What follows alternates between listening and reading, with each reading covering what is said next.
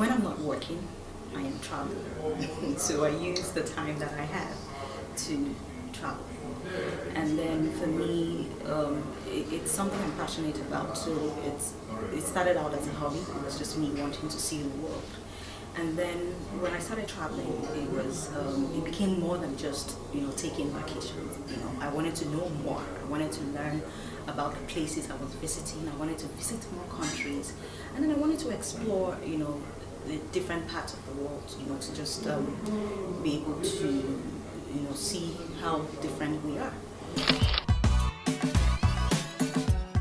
You present your Nigerian passport, and then you're treated different from others. And when I mean different, it's not positive, it's negative. So if they're scrutinizing, you are scrutinized more.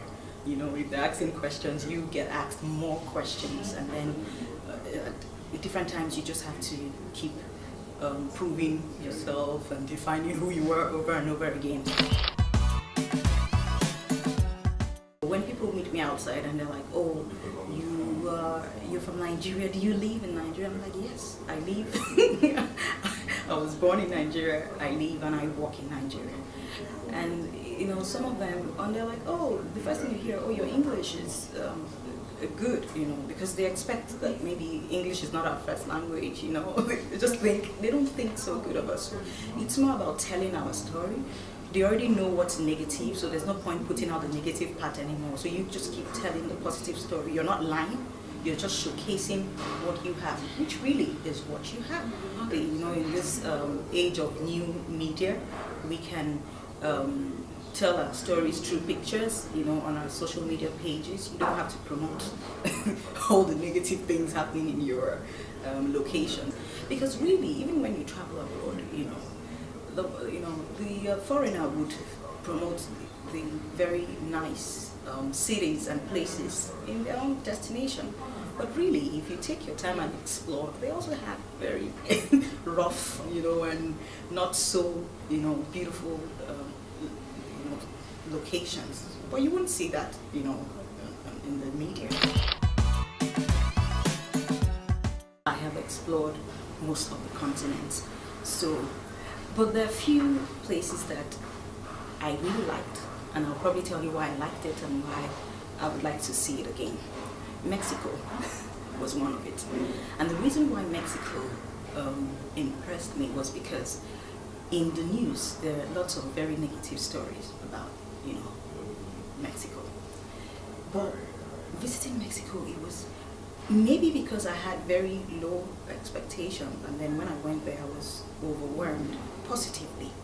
I love Mexico. It's about the people, it's about the food, it's about the music, it's about the culture. There's so much culture. It's about, I don't know, there's a way. I visited Cancun and then I loved it. It was like a city. It was a city like a resort. I loved everything about it. I visited Rwanda in 2017. Mostly because not much was heard about tourism in Rwanda because of the genocide that happened in the 90s. But Rwanda is a country that, despite that major setback, they have kind of rebuilt their country. And Rwanda is beautiful. I did a road trip from Kigali to Lake Kivu, which is just maybe north of Kigali. Like on my blog, I write a lot about my state. And I don't exaggerate when I write. It might look like an exaggeration because I am from there. But there's so much beauty down south. And I think south of anywhere, that's where you would find most of the beautiful places. Akwa Ibom, we call it the land of promise. It is a beautiful destination. I had my younger sister got married, and then I had to take some friends and colleagues from Lagos to Uyo. The event was in Uyo, and since we went for that event, I've had different proposals. In fact, we have scheduled our next office retreat to have it in Uyo because of how good the people felt when they came to Akwa Ibom.